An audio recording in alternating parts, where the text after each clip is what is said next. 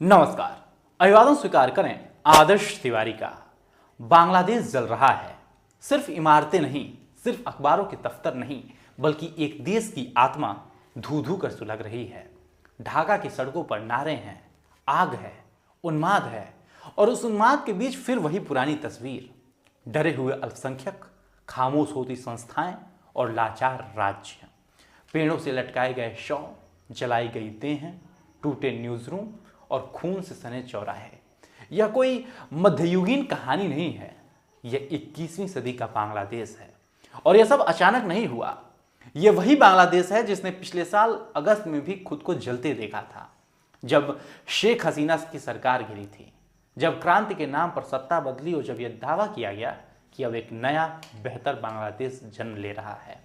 लेकिन सवाल यही है, क्या वाकई नया बांग्लादेश बना, या फिर पुराने जख्मों पर बस नए नारों की पट्टी बांध दी गई? अब जो नया उन्माद देश में फैला है उसकी वजह बनी है एक छात्र नेता की हत्या। एक छात्र नेता जो पिछले साल हुई तथाकथित क्रांति के नेता थे। हम बात कर रहे हैं शरीफ उस्मान हादी के। आपने पिछले एक हफ्ते में यह नाम सोशल मीडिया पर बहुत सुन लिया होगा। मुट्ठी भींच कर नारे लगाते और जोशीले भाषण देते उनके वीडियो वायरल हो रहे थे। हादी बांग्लादेश के इंकलाबी मंच के छात्र नेता थे, स्पोक्स पर्सन थे, 2024 के छात्र आंदोलन के प्रमुख चेहरों में से एक। अपने समर्थकों के लिए एक वो उम्मीद थे, एक तेज आवाज थे। लेकिन राजनीति में तेज आवाज के साथ विवाद भी चलता है। हादी शेख हसीना के भारत के साथ रिश्तों पर लगातार हमला करते थे। उनका कहना था हसीना प्रो इंडिया है, भारत बांग्लादेश के अंदर अपना प्रभाव बढ़ा रहा है। अब हादी की हत्या होती है और हत्यारे गायब हो जाते हैं, तो छात्र संगठन कहते हैं कि हत्यारे भारत भाग गए। और इसी आरोप के साथ यूनुस सरकार सीधे बयान जारी कर देती है। भारत के हाई कमीशन से कहा जाता है कि अगर हत्यारे भारत पहुंचे हैं तो उन्हें गिरफ्तार कर हमें सौंपना आपकी जिम्मेदारी है। बात यही नहीं रुकती। हादी पर गोली चलने के बाद प्रदर्शनकारी इंडियन हाई कमीशन की ओर मार्च का ऐलान कर देते हैं। इंडियन असिस्टेंट हाई कमिश्नर के रेजिडेंस पर हमला होता है, पत्थर चलते हैं। भारत जवाब देता है। बांग्लादेश के उच्चायुक्त को तलब किया जाता है। दरअसल भारत और बांग्लादेश के रिश्तों में यह तनाव कई हफ्तों से पक रहा था। शेख हसीना आप जानते हैं हिंदुस्तान में रह रही हैं, कुछ मीडिया हाउस को इंटरव्यूज देती रहती हैं, जिसके बाद बांग्लादेश सरकार ने कहा था कि उनके बयानों से बांग्लादेश में राजनीतिक अस्थिरता पैदा हो रही है, इसलिए उनके इंटरव्यूज रुकवाए जाएं और शेख हसीना को उनके हवाले किया जाए, क्योंकि उन्हें बांग्लादेश के कानून के मुताबिक मौत की सजा सुनाई गई है। भारत ने स्पष्ट तौर पर शेख हसीना को वापसी पर कोई बयान नहीं दिया है और शायद कोई जवाब आएगा भी नहीं। भारत शेख हसीना को वापस करने का रिस्क नहीं ले सकता है। तो एक तरफ शेख हसीना के प्रत्यर्पण पर पहले से दोनों देशों के बीच टेंशन थी, अब हादी की हत्या ने इस आग को और भड़का दिया है। यूनुस से हालत संभल नहीं रहे हैं तो वो डैमेज कंट्रोल करने की कोशिश कर रहे हैं। उन्होंने हादी के निधन पर राष्ट्रीय शोक की घोषणा की है। कहा है कि जितने भी सरकारी दफ्तर हैं, इमारतें हैं, विदेश में एम्बेसीज हैं, हर जगह बांग्लादेश का झंडा झुकाया जाएगा। मस्जिदों में दुआ की अपील की है। सब कुछ एक जिम्मेदार नेता जैसा दिखाने की कोशिश हो रही है। लेकिन हकीकत यह है कि बांग्लादेश से यूनुस से बांग्लादेश संभल ही नहीं रहा है। पिछले साल की क्रांति के बाद अल्पसंख्यक पर हमले बढ़े। पिछले साल की क्रांति के बाद लगातार, जैसे अभी आपने उदाहरण के तौर पे देखिए, दीपू चंद्र दास एक गारमेंट मजदूर, हिंदू हैं, उन्हें पीट पीट कर मारा गया, पेड़ से लटका कर जलाया गया। आरोप बस इतना था कि पैगंबर के खिलाफ टिप्पणी, और पुलिस 12 घंटे तक FIR तक दर्ज नहीं की। यह पैटर्न है। जब भी राजनीतिक हिंसा होती है, अल्पसंख्यक निशाना बनते हैं और यूनुस निंदा करके आगे बढ़ जाते हैं। आयरनी देखिए, जो यूनुस लोकतंत्र की दुहाई देकर हसीना की आलोचना करते थे, आज वही लोकतंत्र को कुचल रहे हैं। देश की सबसे बड़ी पार्टी को बैन करके चुनाव का ऐलान कर रहे हैं। पर हादी की हत्या ने उनको बोतल से बाहर निकाल दिया है। यूनुस के लॉ एंड ऑर्डर के झूठ को बेनकाब कर दिया है। वो खुद भी 12 फरवरी 2026 को होने वाले चुनाव में खड़े होने वाले थे। लेकिन अब लग रहा है कि बांग्लादेश में चल रही मौजूदा हिंसा की वजह से शायद चुनाव कुछ आगे के लिए टाल दिया जाए। तो आज की वीडियो में हम जानेंगे कि शरीफ उस्मान हादी कौन थे, उनकी हत्या से बांग्लादेश में हिंसा क्यों हो रही है, और क्या अब यूनुस चुनाव टालने वाले हैं, और बांग्लादेश में वर्तमान के हालत क्यों बने हुए हैं। शेख हसीना के जाने के बाद मोहम्मद यूनुस की लीडरशिप में एक अंतरिम सरकार बनी थी। आपको ध्यान देना होगा कि अंतरिम सरकार को आप सिविलियन सरकार नहीं मान सकते। उनके पास पॉपुलर मैंडेट नहीं है, क्योंकि अभी नहीं पता कि बांग्लादेश की जनता असल में किसे चुनना चाहती है। खारिज किया होगा कि शेख हसीना को, लेकिन चुनना किसे चाहती है पता नहीं। बस वैक्यूम क्रिएट ना हो इसके लिए टेम्पररी व्यवस्था थी।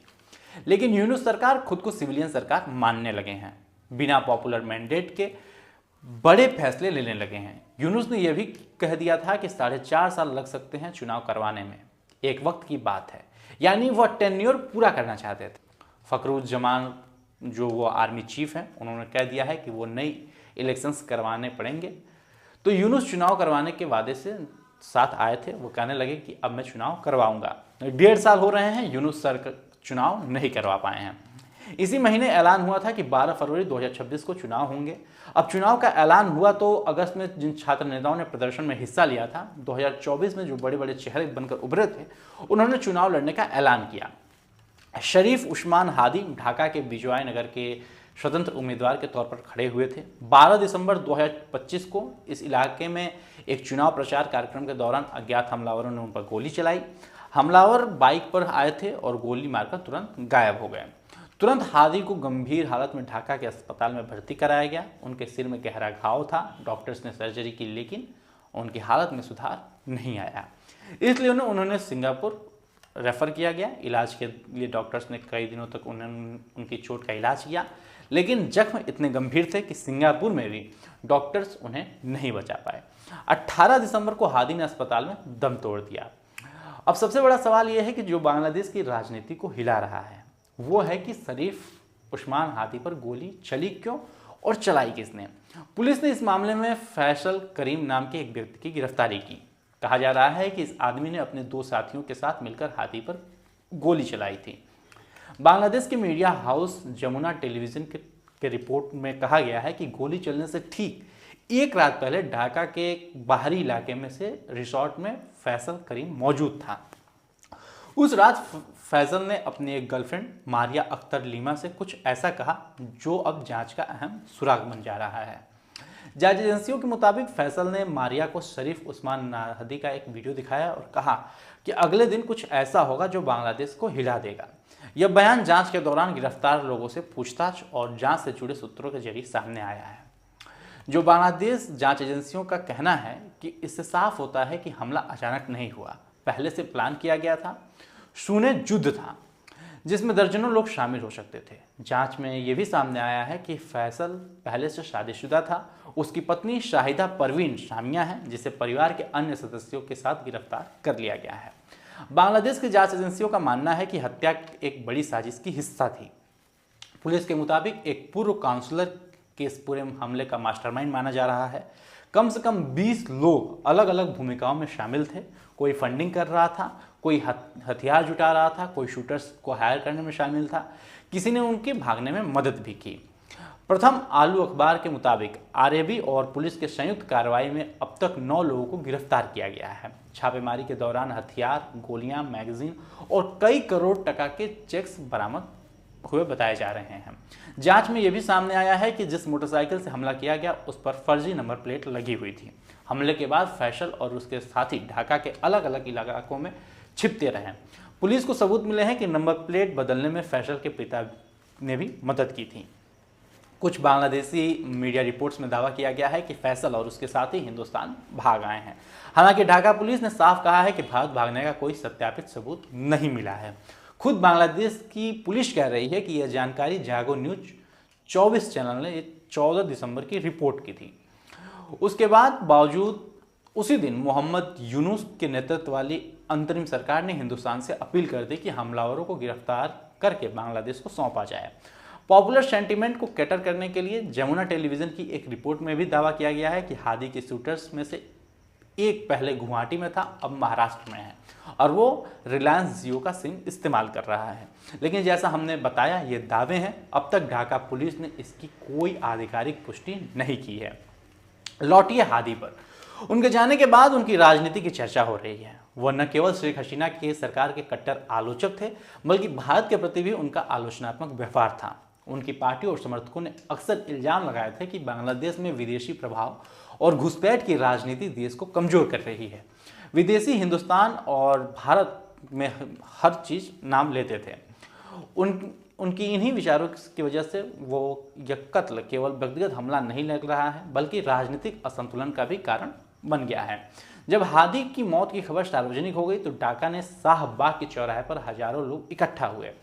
हादी के समर्थन में नारे लगे और फिर कई जगहों पर हिंसा भड़क गई। सबसे पहले बांग्लादेश के दो बड़े अखबारों प्रथम आलो और द डेली स्टार के दफ्तरों में हमला हुआ। हिंसक भीड़ का इल्जाम था कि मीडिया संस्थान भारत समर्थक रोक कर रखते थे। भीड़ ने प्रथम आलो दफ्तर को घेर लिया, अंदर के कर्मचारियों और पत्रकारों पर चढ़ाई की, दस्तावेजों और फर्नीचरों को बाहर फेंका और इमारतों को फिर फूंक दिया। कई पत्रकार और कर्मचारी घंटों तक धुएं में फंसे रहे। बाद में किसी तरह बचाया गया। इसके बाद डेली स्टार के दफ्तर पर भी भीड़ ने हमला किया, तोड़फोड़ की और उसे आग के हवाले कर दिया। बांग्लादेश के संस्थापक शेख मुजीब का भी घर तोड़ा गया। 18 दिसंबर की रात इस मजदूर को लिंच किया गया। इस मजदूर का नाम था डीपू चंद्र दास। पीट पीट कर मारा गया, फिर उन्हें पेड़ से लटकाकर आग लगा दी गई। डीपू की हत्या करने वालों का दावा है कि उन्होंने पैगंबर मोहम्मद के खिलाफ अपमानजनक टिप्पणी की थी। डीपू एक गारमेंट फैक्ट्री में काम करते थे, गरीब परिवार से आते थे। उनकी हत्या के 12 घंटे बाद तक पुलिस ने मामला दर्ज ही नहीं किया था। बांग्लादेश को अगर आप देखेंगे तो यह पुराना ट्रेंड मिलेगा। जब जब राजनीतिक हिंसा होती है, अल्पसंख्यकों को निशाना बनाया जाता है। पिछले साल भी अगस्त में इस तरह के कई केसेस देखे गए थे। तब कोई और मारा गया था, अब टीपू को लिंच किया गया है। हर बार की तरह इस बार भी यूनुस ने इस घटना की कड़ी निंदा करते इतिश्री कर ली है। कोई सख्त कार्रवाई नहीं हुई है। यह सब कांड करने के बाद भीड़ चीट गांव में इकट्ठा हुई। यहाँ इंडियन असिस्टेंट हाई कमीशन पर पथराव हुआ। लेकिन हादी के निधन का गुस्सा भारत पर क्यों निकाला गया? दो वजह थे। पहली तो यह है कि प्रदर्शनकारी ये मानने लगे हैं कि जिन लोगों ने हादी पर हमला किया है और जिन लोगों ने साजिश रची है वो भारत भाग गए हैं। ये धारणा चाहे सच्ची हो या ना हो या सत्यापित तो नहीं है, लेकिन लोगों का गुस्सा एक बड़ा कारण बन गई है। कुछ संगठनों ने यह तक कह दिया है कि भारत या तो कातिलों को हमें सौंपे या हम कमीशन ही बंद कर देंगे। हाई कमीशन की बात है। फिर दूसरी वजह हादी के भारत विरोधी विचार भी। हम बता चुके हैं कि अक्सर वो अपनी तकरीरों में भारत के खिलाफ जहर उगलते थे और भारत जो हसीना को बांग्लादेश भेज नहीं रहा है वो तो गुस्सा प्रदर्शनकारियों में था ही। बांग्लादेश में सब हो रहा है चुनाव के लगभग 2 महीने पहले। फरवरी 2026 में चुनाव होने वाले हैं, लेकिन यूनुस सरकार से बांग्लादेश संभल नहीं रहा है। इस पूरे घटनाक्रम के संदर्भ में द हिंदू के वरिष्ठ पत्रकार स्टैनली जॉनी ने एक बड़े काम की टिप्पणी की है। वो लिखते हैं कि बांग्लादेश की यह तथाकथित क्रांति पहले दिन से शक पैदा कर रही है। हसीना परफेक्ट नहीं थी, लेकिन बांग्लादेश एक बहुत ही फ्रैक्चर्ड सोसाइटी है, बटा हुआ समाज है और हसीना देश की सबसे हिंसक और कट्टरपंथी तत्वों के सामने एक दीवार की तरह थी। स्टैनली यहाँ जमात-ए-इस्लामी के पुराने हिंसक इतिहास का उदाहरण देते हैं। आगे लिखते हैं कि हसीना के हटते ही देश में एक बड़ा वैक्यूम पैदा हुआ। इस वैक्यूम को अलग अलग कट्टर और फ्रिंज ग्रुप्स ने भरने की कोशिश की। यूनुस बस हालत के चलते बहते चले गए और अगर वो समझदार शासक होते तो देश में राजनीतिक स्थिरता लाने की कोशिश करते, लॉ एंड ऑर्डर को मजबूत करते और कट्टरपंथियों का सत्ता और सड़कों से दूर रखते। लेकिन वो इसमें फेल हुए हैं। जमात को दोबारा मुख्यधारा की राजनीति में ले आए। धार्मिक अल्पसंख्यकों, अहमदिया मुसलमानों और अवामी लीग समर्थकों के खिलाफ भारी हिंसा हुई, लेकिन सब कुछ क्रांति के नाम पर दबा लिया गया। एक बिना चुनी हुई सरकार जिसके पास पॉपुलर मैंडेट ही नहीं है, 1 साल से ज्यादा समय तक सत्ता में बनी रही और अब चुनाव की तारीख का ऐलान हुआ है, लेकिन हिंसा से लगता है कि चुनाव टल भी सकते हैं। जुलाई 2024 में जो हुआ वो क्रांति नहीं थी, वो एक काउंटर रेवोल्यूशन था। अब खुद देख लीजिए कि नया बांग्लादेश कैसा दिखता है। यूनुस को छोड़ भी दें तो चुनाव के बाद आने वाली सरकार के लिए भी देश को संभालना बहुत मुश्किल होगा, क्योंकि लोग गुस्से में हैं। यूनुस के जाने के बाद अगर कोई कट्टरपंथी नेता प्रधानमंत्री बन जाता है तो वहां सरकार में हिस्सा बन जाते हैं तो भारत के लिए भी ये बहुत बड़ी मुश्किल खड़ी हो सकती है। खैर, इसी बीच बांग्लादेश जमात-ए-इस्लामी के महासचिव गुलाम परवर का एक बयान वायरल हो रहा है, जिसमें उन्होंने कहा है कि बांग्लादेश अब भी पाकिस्तान है। ऐसे लोग भूल जाते हैं कि ख्याली पुलाव पकाना तो आसान है, लेकिन खाना अलग बात है। इन लोगों को भूलना नहीं चाहिए कि 1971 में क्या हुआ था। पाकिस्तान ने बांग्लादेश के आम लोगों पर कैसे जुल्म किए थे और कैसे हिंदुस्तान ने एक जिम्मेदार पड़ोसी की भूमिका को निभाया था। हिंदुस्तानियों का वहाँ खून बहा और तब बांग्लादेश में आज़ादी आई थी।